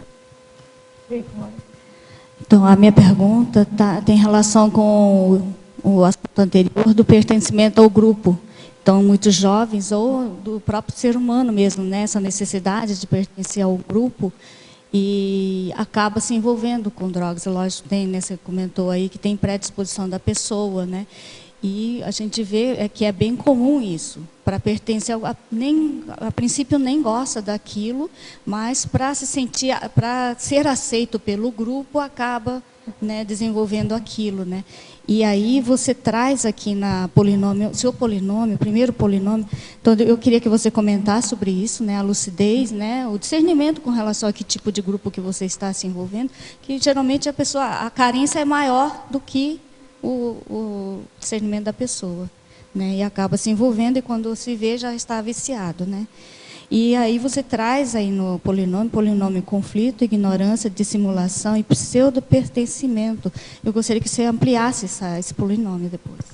Tá, então com relação ao pseudo-pertencimento, né, a necessidade de pertencimento que a pessoa tem, essa é uma coisa natural. A gente sempre fala, né, ninguém evolui sozinho, né, assim que a gente fala. é como se o ser humano ele tivesse sempre que estar conectado a essa rede, senão falta, né? É como se fosse um fluxo de energia ininterrupta. Se não está passando de mim para o outro, tem algo errado. Está parando em mim. O que eu estou recebendo não tá bem, não estou cumprindo a minha missão, não estou sendo um ser humano, né? Então, é natural isso, só que o jovem, ele deve, ou a pessoa em geral, ela deve ponderar sobre a qualidade desse pertencimento, né? Qual é a minha função dentro desse grupo? Que tipo de ser humano eu quero ser? Que tipo de energia, de pensene, de meta, de valor eu quero compartilhar? Né? Esse grupo tem um propósito? Será que eu quero ter um propósito de vida? Será que eu... Porque, assim, uma das grandes carências do ser humano é descobrir quem nós somos, por que nós vivemos, por que nós estamos aqui. Né? Se nós somos peças num mecanismo, onde é que eu me encaixo? Com o que eu posso contribuir? Então, se eu estou num grupo que está para destruir, ou que está para não fazer nada, eu estou sendo uma mini peça que está ajudando a piorar. Será que eu realmente quero ser assim? Será que eu tenho lucidez de que é isso que está acontecendo? Estou pertencendo num grupo que está piorando meus trafares e o meu valor evolutivo, meu valor é evoluir, meu valor é desenvolver meus trafares. Estou perdendo tempo. Segundo a Conscienciologia, existem 2 mega mecanismos, né? O max-mecanismo evolutivo, sadio, homeostático, dos amparadores, enfim, e o max-mecanismo dos assediadores.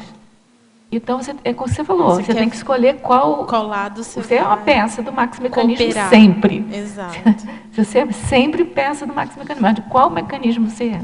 Agora tem uma coisa, tem milhares de vidas que a gente vê, possivelmente, né, nessas vidas mais inconscientes, mais reativas, mais animais, irracionais, que a gente vem sendo parte desse mecanismo mais assediador ou não tão assistencial. Então, a gente está cansado de saber como é que é isso. Eu, pelo menos, fico um pouco entediada com essa questão de fazer o mal, sabe, de estar inconsciente. Então, para mim, assim, quando eu descobri a homeostática, a evolução, isso traz um novo mundo que eu não vivenciei muito ainda. Eu quero aprender mais sobre isso. Então, eu acho que é inteligente a gente experimentar um pouco mais de coisas novas, saudáveis, sabe? Saudáveis. Porque também a droga, ela tem essa proposta de experimentar o novo, mas mais do patológico, né? Digamos assim, mais do mesmo. Então, isso não é mais. E o polinômio que você falou, polinômio conflito, ignorância, dissimulação e pertencimento. É um ciclo que predispõe a pessoa ao desvio, ao contato com as drogas, né? Primeiro tem um conflito íntimo ou com outras pessoas com o qual a pessoa não consegue lidar, não entende, não sabe muito bem o que está acontecendo. Ou seja, ela tem ignorância, né? Ela ignora que às vezes o conflito existe ou ela não entende o conflito. Passa a ter aquela questão, às vezes, de simulação, né? Ninguém fala sobre aquilo, finge que está tudo bem, põe embaixo dos panos, ou então a pessoa começa a se manifestar diferente em casa e fora de casa ela realmente fala tudo o que ela pensa, né? Ela extrapola, ela, digamos assim, vomita tudo que ela guarda nessas relações conflituosas, dentro de pseudogrupos, né, onde ela vai se sentir pseudo-pertencente. Por quê? Porque lá está cheio de pessoas que têm problemas e que não sabem como lidar com esses problemas e que muitas vezes não querem lidar com esses problemas. E aí ela se sente, bom, pelo menos aqui eu consigo falar com que... Né, quer dizer, a carência humana ela é sem um tamanho infinito. Né? Então, quanto mais a gente, enfim, conseguir resolver os problemas próprios para poder ajudar os outros, melhor. Antes você estava falando sobre a reação assim, que a gente tem quando tem algum traço que está se manifestando, a gente acaba manifestando assim, em comer muito ou fica irritado. Né? Aí eu estava lembrando que um traço que eu identifiquei que tem muito a ver com várias questões assim, de uso de drogas e que acaba se manifestando de outras formas é a ansiedade. Né? E aí o que eu percebi assim que a ansiedade ela explícita, assim, né? Tem relação direta com o uso de drogas, com o uso de consumo excessivo de qualquer substância, né? Tanto de droga quanto de comida, de bebida. Mas aí, à medida que a gente tira assim, as coisas mais evidentes, esse traço ele continua se manifestando de outras formas, né? E talvez isso é uma parte mais profunda assim da reciclagem, né? Como a gente percebeu qual é o traço e daí trabalhando esse traço. Como que você vê essa questão assim de mexer no traço além da manifestação, né?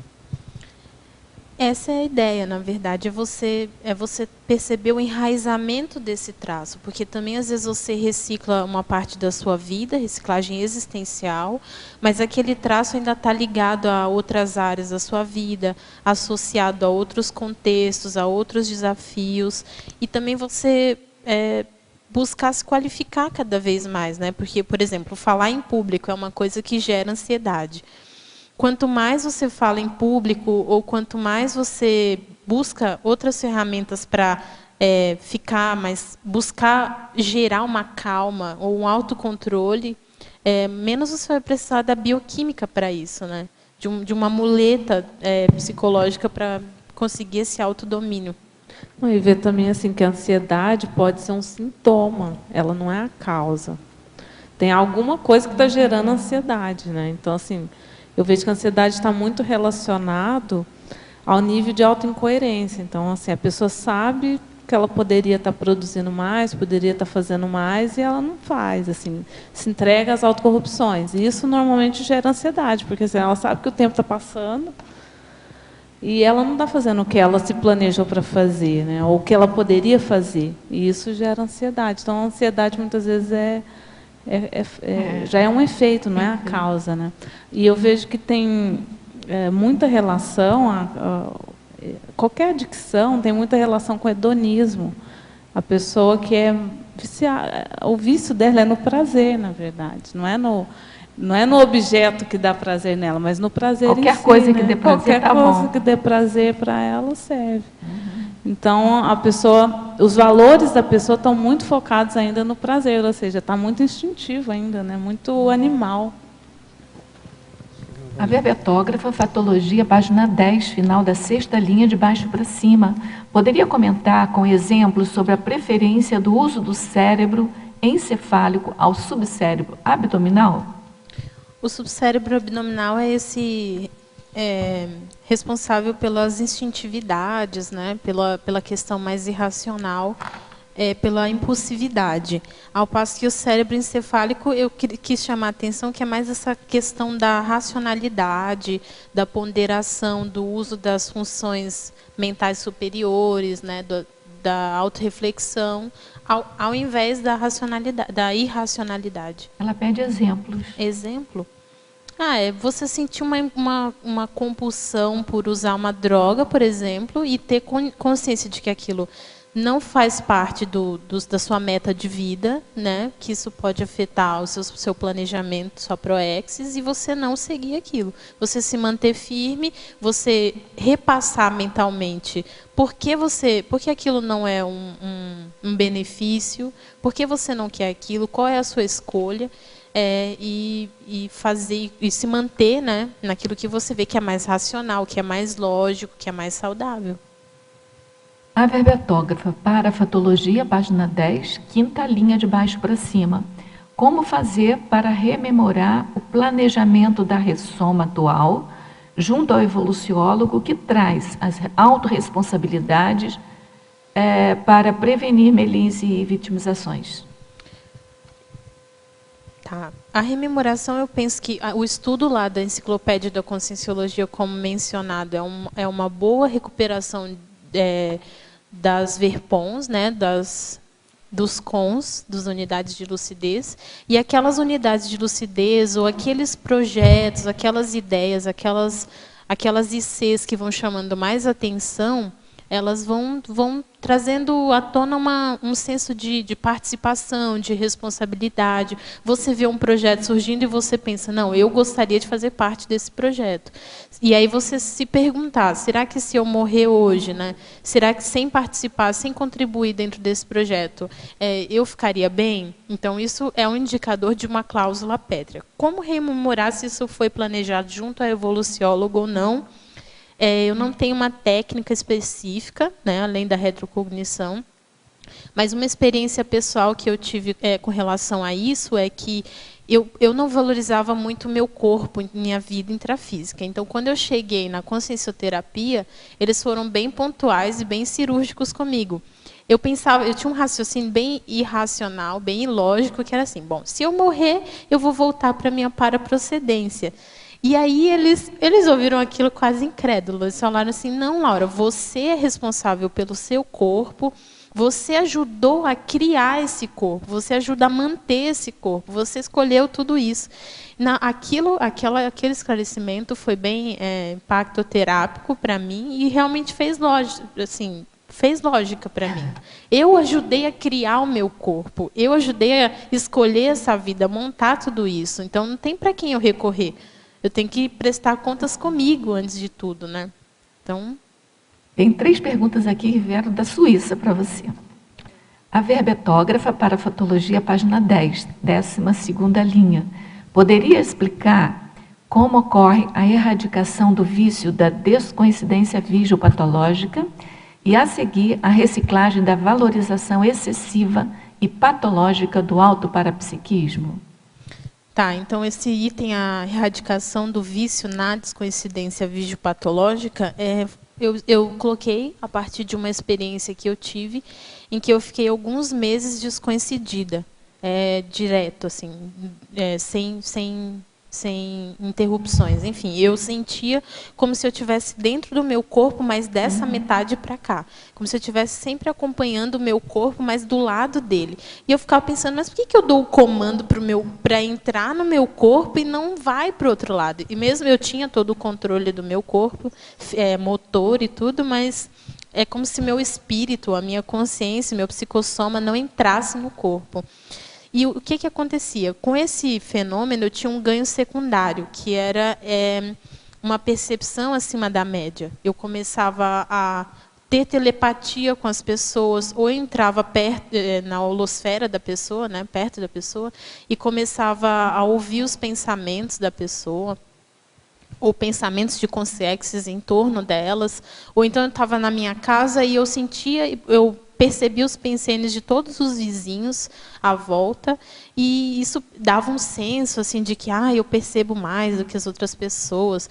Só que aquilo foi começando assim, a expansão parapsíquica foi maior do que a maturidade para lidar com aquilo.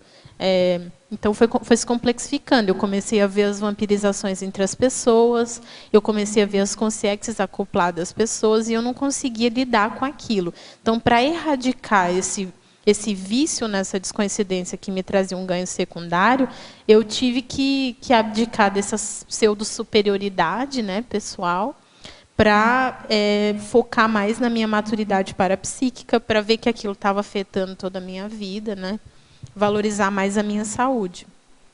Na paradoxologia, página 11, poderia expandir o paradoxo patológico de a auto-incompetência poder estar associada à heteroexigência? Tá. Isso é relacionado aos jovens que são muito críticos ao outro, né? São hipercríticos à sociedade, não só os jovens, mas também todos os conscientes, os consciexes.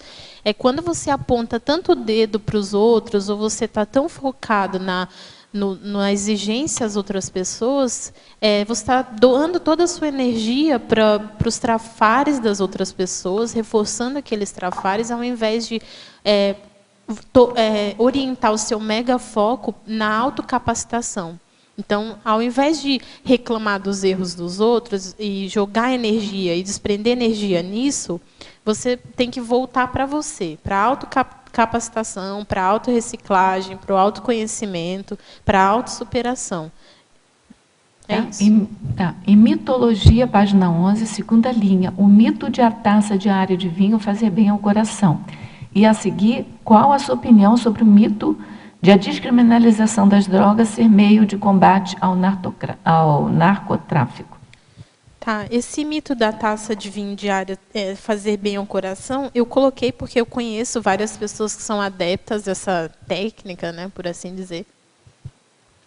Eu não concordo com isso, eu não estudei muito a respeito das implicações médicas na saúde da pessoa ao tomar o vinho uma vez por dia. Mas eu penso que outras questões mais eficazes, sabe, podem fazer bem ao coração. O suco de uva, por exemplo, substitui bem o vinho. Se é a uva, né, o problema, ou melhor, o princípio... A solução é o princípio. A solução, então toma só a uva. Tem aqueles sucos agora, suco puro, né, natural. Tem alguns, tem integral, tem alguns sem agrotóxicos, tem alguns sem aditivos. É só você procurar, sem açúcar. Eu coloquei esse mito porque ele pode ser uma desculpa, né? A pessoa quer continuar tomando ali o álcool e dá uma desculpinha assim de que faz bem para a saúde dela. Então a gente tem que ver os resultados disso a longo prazo.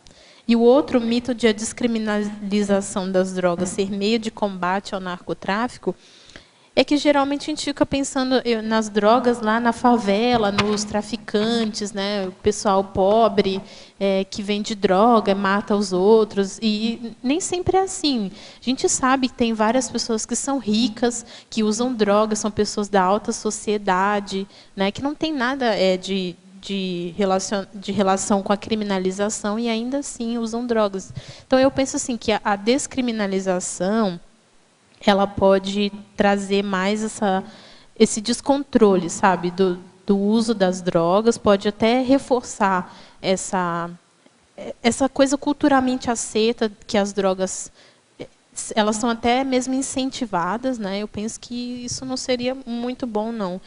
Como, por exemplo, a gente vê nos hospitais, quando algumas pessoas têm acesso a drogas que não deveriam ser usadas por outras pessoas, e elas fazem esse meio que contrabando, né?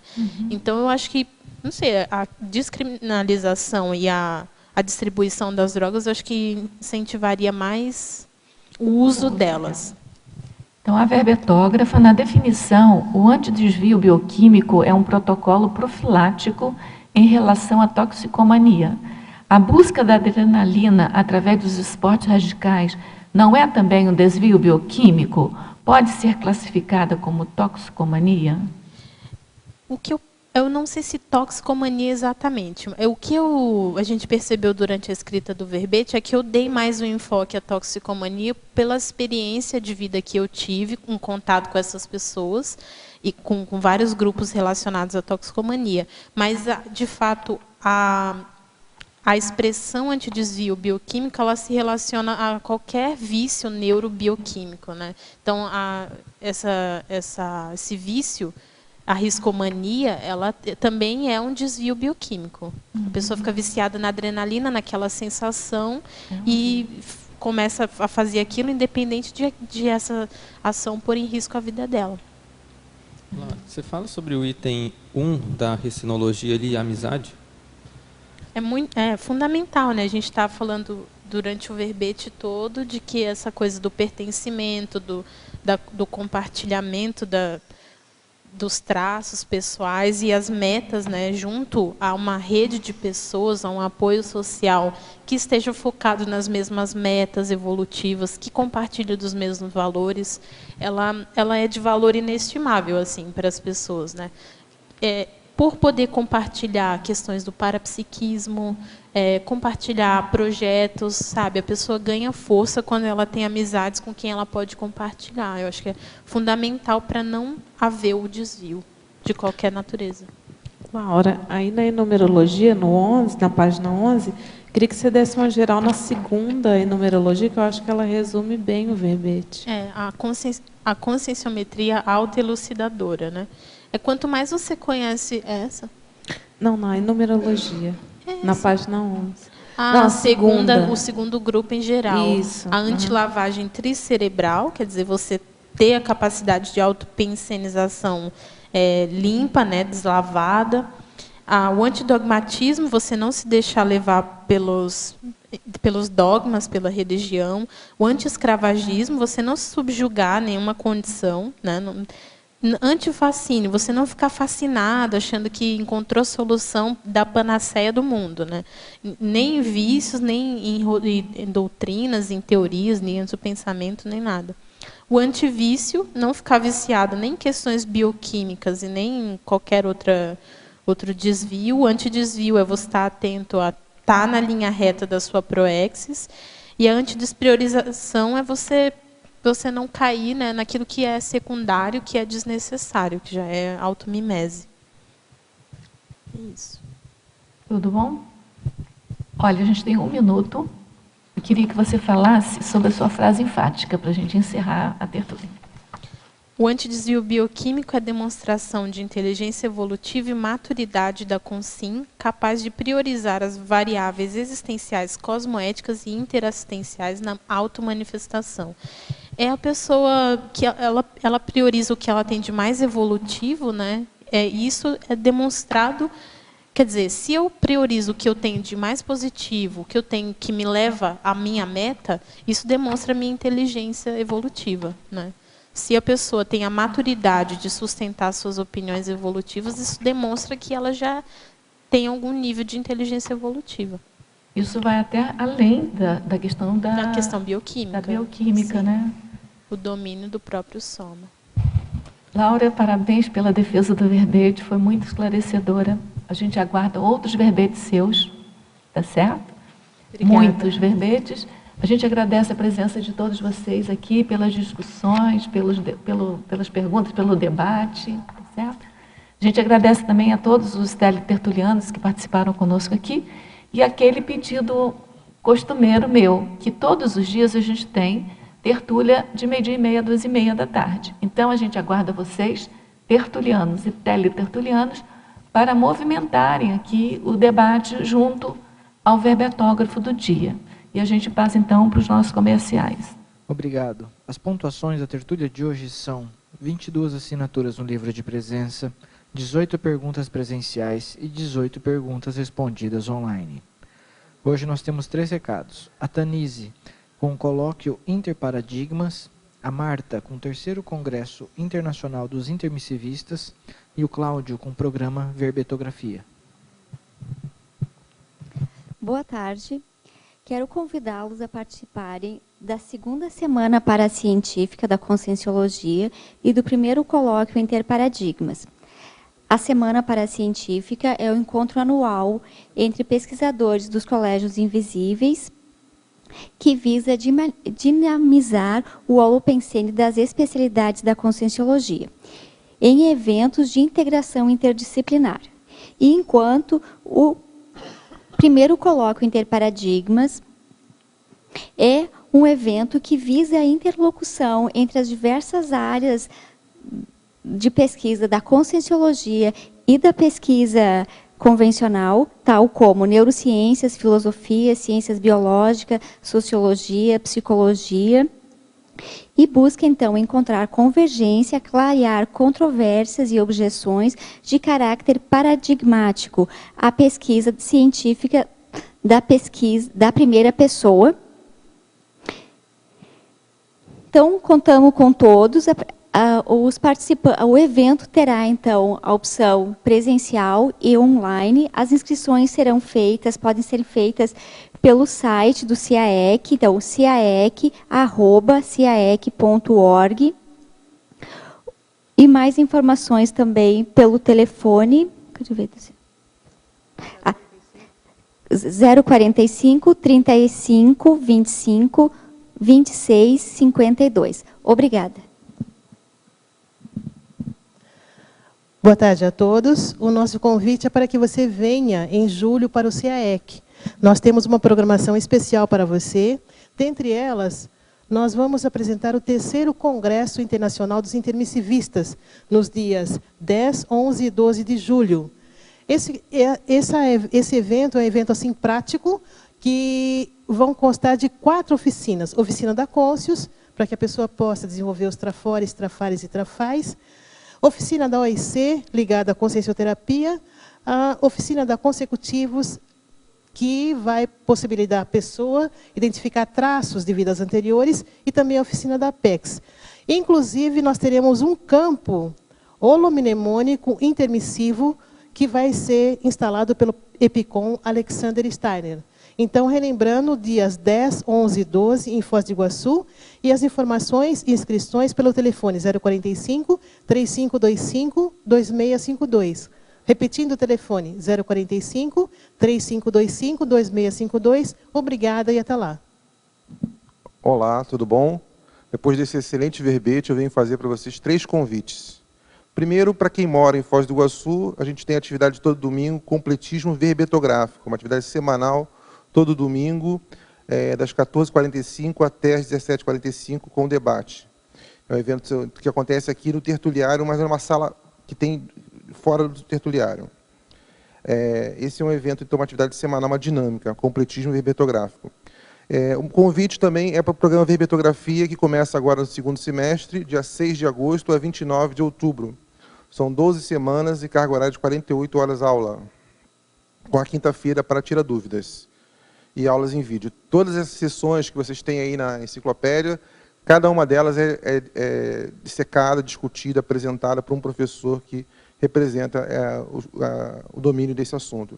E também, em 18 de agosto, começa o programa semipresencial do programa Verbetografia, com aulas em vídeos e textos disponíveis na plataforma Moodle, na sala da Enciclosapiens. Maiores dúvidas, liguem para o CAEC ou para o e-mail caec@caec.org. Muito obrigado e boa tarde. Para amanhã, teremos o verbete binômio abrir mão, sobrepairar. Especialidade holomaturologia. E a verbetógrafa Rosa Leitão. Muito obrigado e boa tarde a todos.